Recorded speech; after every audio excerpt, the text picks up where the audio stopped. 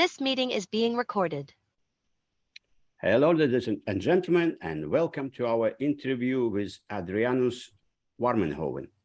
Adrianus is a defensive strategist and a threat intelligence manager at NordVPN, which is the world leader in providing digital security and privacy solutions. Adrianus also worked with National Forensics Institute on cybercrime, taught at universities on subjects such as security, performance, and scaling. And Adrianus is active as a security evangelist and develops academic classes in hacking, and he's also a great speaker too. So Adrianus, thank you for coming to our interview today. Thank you. Absolutely, yeah.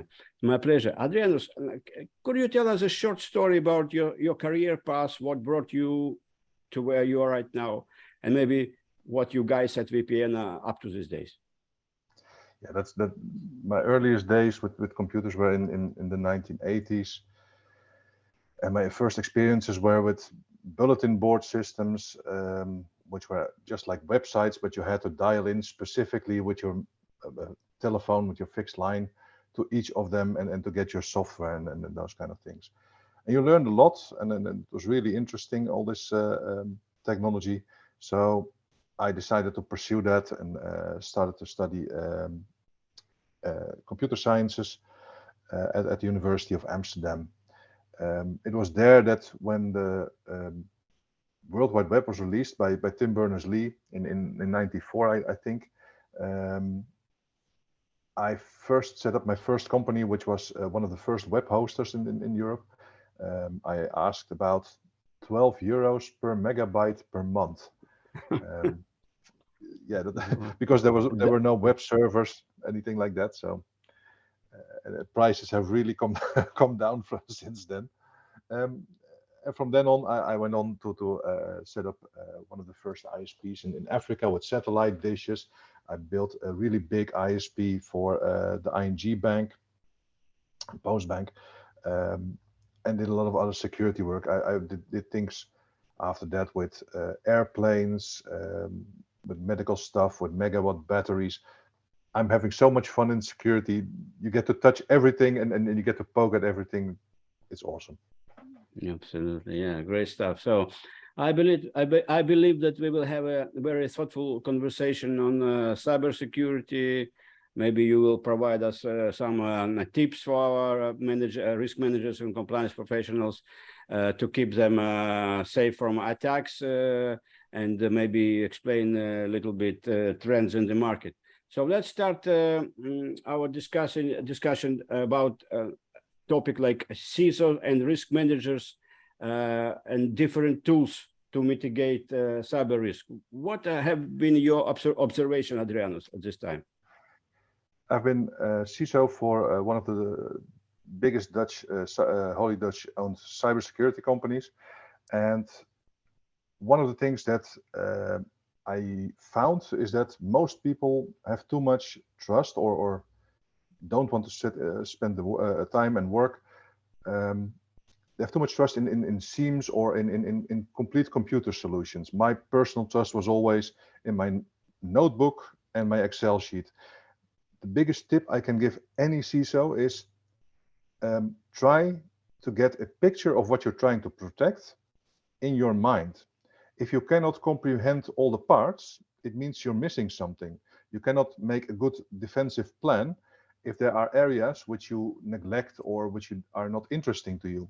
You have to write those things down and really always take the pain as a CISO. That's what my mantra always was. So a lot of times I spent hours and hours with just my headphones on and some music and putting everything I knew in an Excel sheet so I could see my whole coverage. There might be some tools out there that give you like 80% coverage or half of it, or maybe even 90%, but it's still the 10%, which is enough for a hacker or a nation state to get in. You need to get a really good overview of what you're doing. And what you're doing is actually mostly working with people. This is also something that I found that most of the other people that are not security professionals always think it's about technology. But technology is just the big sticks that both our opponents and we used to beat each other with. But it's smart people, really smart people on the other side, and they have other objectives and life goals, but they're smart people nonetheless. So you have to be a smart person as well, and don't trust just on your technology. Your technology just helps you to augment your own skills and capabilities, but it does not replace you or any skilled individual that you have. You always need to be aware of that.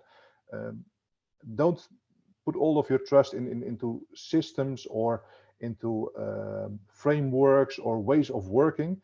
Those will only augment what you can do, but you still always are the general of your own defenses. That's something that really has to sink in with the current generation of CISOs and risk managers, that you are the one doing the fighting, not your systems. Your systems do it on your behalf. If you don't give them the correct instructions, they will not defend you properly. So it means you have to get your own stuff really in order. And for that, my personal best tool was just a really big Excel sheet with all my cross connections, my ISO controls, our policies. I could see everything in every slice where I had some small pieces left to do. So you have to be kind of as a CISO on large organizations, also feasible to work with the Excel sheet, because I know there are some complicated tools, SaaS tools that do this stuff. Yes, but they will not give you everything. I mean, e-discovery is really a thing, and it helps. But as soon as your company is doing anything in either production or transport or medical, there are so many small parts that are not covered by any of these tools, any of these e-discovery tools. So you need to find out, where is this 10% that I really need to spend my effort on. These tools are awesome. They free you like of 80% of your work, but you still have to do that 20% of the work. Always take the pain as a risk manager or a CISO. Don't go where the nice reports and the easy stuff is, because that's not where your attacker is going to be. Think of it as defending a castle. A smart attacker will not attack you on the big walls with the ramparts and anything. No, they will try to get back where all the villagers come in with their produce and everything, and will try to get in there. And that's the part where you have to check. And the same goes with any cybersecurity part.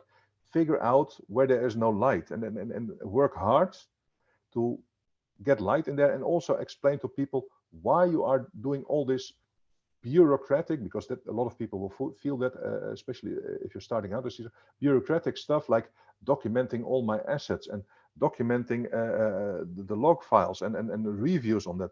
Explain it to them why you are doing this. If you cannot explain it, you should think by yourself, maybe I did not understand the subject well, and try to help and educate yourself, because all of these things you're doing for a reason, and that's you need to get your battlefield, your whole map of the company really in order. You really need to see as a general, you really have to feel yourself as a general to see where efforts are needed. Don't go all just with the big front guys where all the burly soldiers are, and be happy with that. That's not where your attacks are going to be. So can you maybe tell us a little bit what are the major scams right now, and how to avoid them? You told us a general position, but maybe some details, maybe we can kind of understand what's going on. Well, just a couple of minutes ago, a friend of mine posted some research they did about investment scams. So that's a really prevalent one, where they use fake images of famous people to lure you into investing something, and you get fake account managers, and it's really elaborate. The thing with those scams is it will not reach a lot of people. It will reach a couple of victims with a lot of money, but while these are spectacular, they will not reach everybody.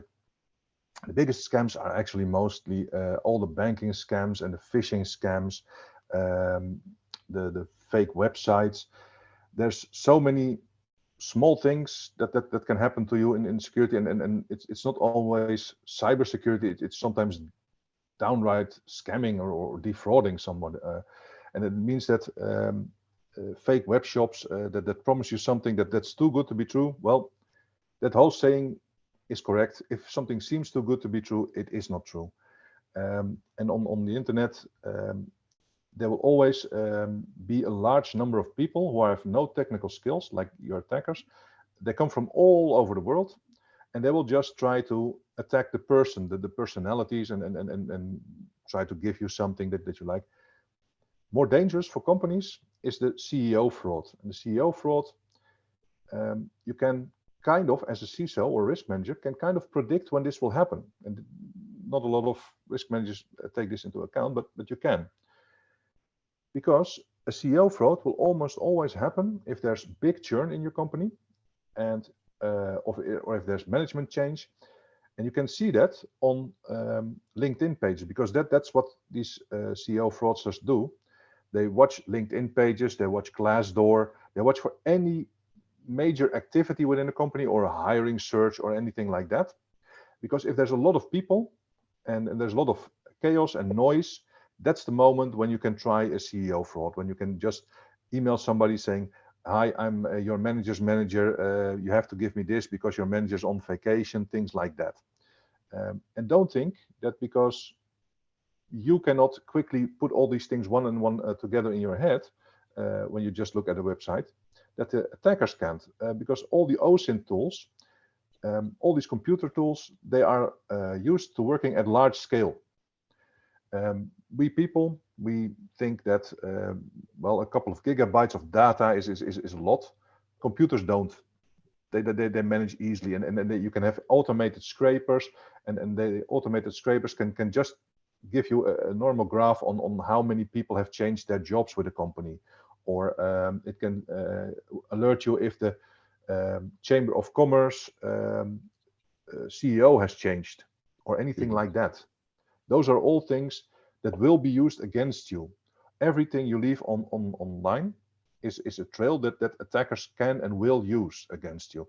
So that's another tip that you can do, is see or get a company to do a digital footprint assessment of you, and see how much you actually are, how do you say that, broadcasting to the world what your company is up to, what you are doing. And look at it from an even further perspective, but then you need permission, at least in Europe, from your employees. But try to see if your employees inadvertently give away stuff as well.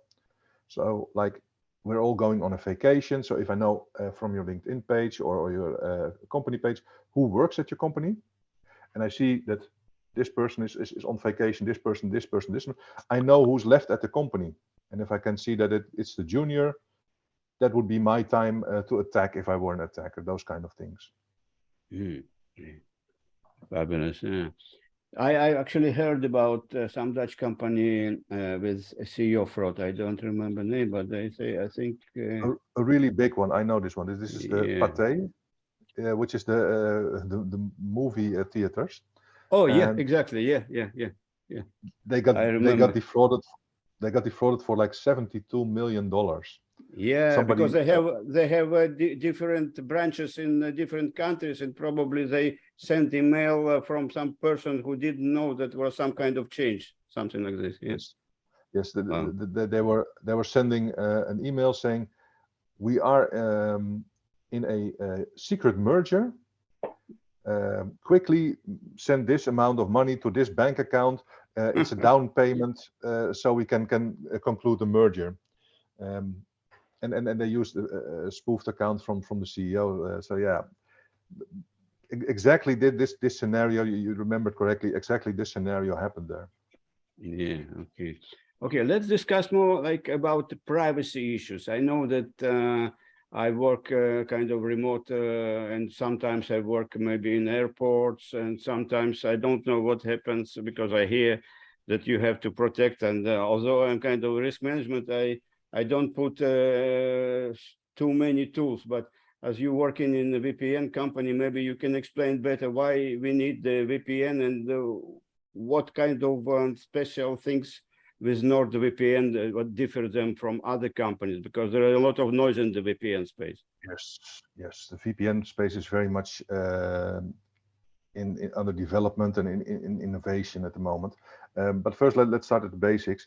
When you're at an airport or any public Wi-Fi,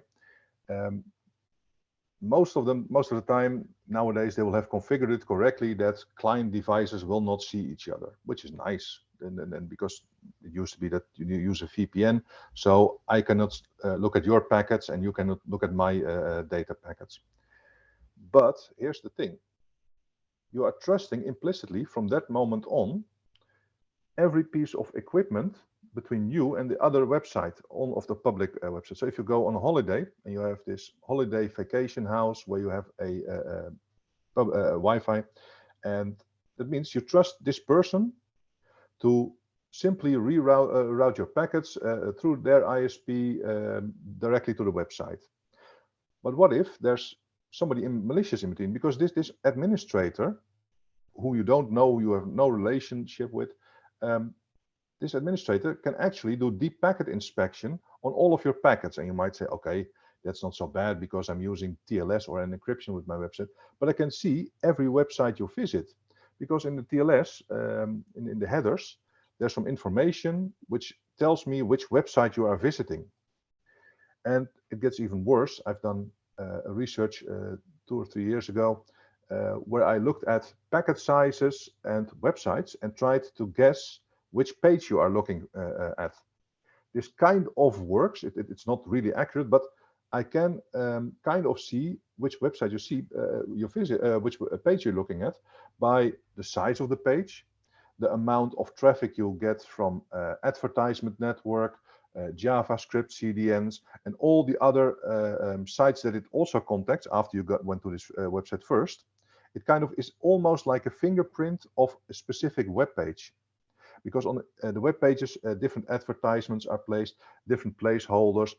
So all of them, together with their size and speed, give you kind of a fingerprint. That means that somebody in between you and the website could see and track you on what is being done. I don't think this is happening a lot or at all, but it's one of the risks, and it might happen if there's some financial gain to be gotten from there. So the thing with the VPN is you make one big like tunnel between you and an exit node that belongs to NordVPN, and all your traffic first gets through that protected tunnel to that exit node, and from that exit node you go to the websites and the data gets sent back and forth. It's like a how do you say it, a subway going to the exit node, and then you emerge on the other side. So on the servers, nobody can see you travel. And of course, it means you have to trust the VPN company because all the traffic gets routed to Nord. With Nord, we make no secret of that. We have nothing, absolutely nothing that could log or identify you because everything is in RAM and everything is being rebuilt whenever we start a node. There's nothing on disk. We have no logs, no identifying information. It really is actually the longest part, and in any development discussion we have at Nord is always about how do we not know things about the user. And then this is a hard game because you, with a lot of metadata and time, you can deduce a lot about users. The other thing why you want to use a VPN is also that some websites might not get updated as quickly or at all, and they have like an older encryption scheme, which you could ostensibly do man-in-the-middle attacks on. So if you go to a website from a local shop, they might not have so much attention to IT, and they might use an older cipher, or they might use a faulty implementation, or they might not have updated. And both you and the vendor don't know, but there might be an attacker doing man-in-the-middle and getting your payment information from there. So just doing the TLS, trusting on TLS is not enough on public Wi-Fi. And this is why you use a VPN, because the VPN client and server will always be updated to the latest knowledge of which encryption schemes are the best and which ciphers are the best. So you always have this protection, at least to our exit node.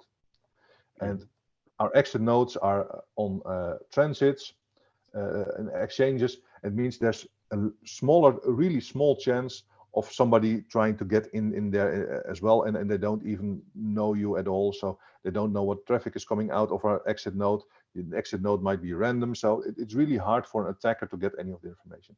And one other thing I need to mention about a new feature that we have in Nord, it's called a mesh VPN, mesh network, where, for instance, if you and I want to have direct communications between our computers, we can actually just click, if you both are logged into Nord, we can just connect to each other, and we have a VPN, person-to-person VPN.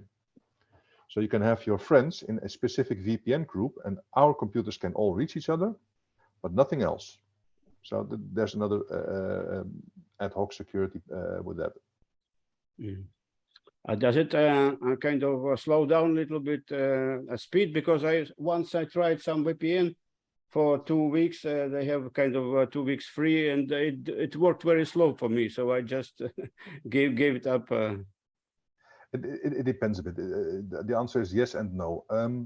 On some parts, because we also do compression and deduplication, all those kind of things, it can even make your connection faster, because you have a single connection. You don't have to do all the handshakes all the time. So that might make it faster, but most of the time, yes, there is a little slowdown. But we tested in Nord, and if you have a website which is normal behaved, there is no noticeable, it's in the sub-10 millisecond range. There's no noticeable slowdown. You shouldn't be able to notice it. The only thing that can happen, of course, is because one of the VPN exit nodes might be in a different country from you, that the content delivery network gives you a wrong site or slow exit node from the content delivery. And yes, those are stacked on effects which you can have, and there might be a little slowdown. Most of the time you won't even notice it. Not even with video. We do a lot of video with Nord all over VPN. I don't notice anything with any of my VPN connections. All right. So if someone who is listening to this interview would like to take one or two major takeaways, what would it be? First would be know your battlefield, really, and I mean your assets, your people, and use an Excel sheet, notepad, or anything like that, but keep it organized so that you can find stuff. So that's one thing. Know your battlefield, because that's the most important thing. And the other is encrypt and protect all your connections, like data in transit. And then I would mention the VPN, but there's no problem in using SSH as a tunnel or something like that. But VPN is the most convenient one, because all major operating systems and all mobile operating systems have facilities to make a VPN work really smooth. Mm-hmm. All right. So in finalizing, I asked this question all of my guests, because I'm running a global risk community, and we have a community of many thousands of risk managers. So from your perspective, how can we ourselves better contribute to the process of better understanding of this complex world of risk management? One thing would be to, it's an old one, to really involve other management, make them understand what risk acceptance means. And one thing that I always say to other CISOs is, don't complain about your budget shortage. Just explain to all the other management and the board that it means the risk acceptance automatically goes up. It's in balance. If they give the CISO or the security office a little money, it means your risk acceptance goes up. It's as simple as that. And make sure that they understand that whenever they give you a small budget, they implicitly say, we accept all other risks that you cannot cover with this budget. Fantastic. That were all my questions. Perhaps if I forgot to ask you and something, and you would like to add anything, please go ahead. Well, one thing I really would like to mention is, don't think of hackers are just the evil people. Hire them for those spots that you don't know. We talked about this 20% where there's no light. Hire companies that have hackers. They have a different way of looking at things, and they will tell you which areas you should pencil in on your battlefield map. All right, thank you, Adrianus. It was a very informative interview, and I think our listeners will get some great tips to improve their cybersecurity. Thank you. Hope to involve you more in our kind of conversation with global risk community. Absolutely. Thank you. Have a nice day.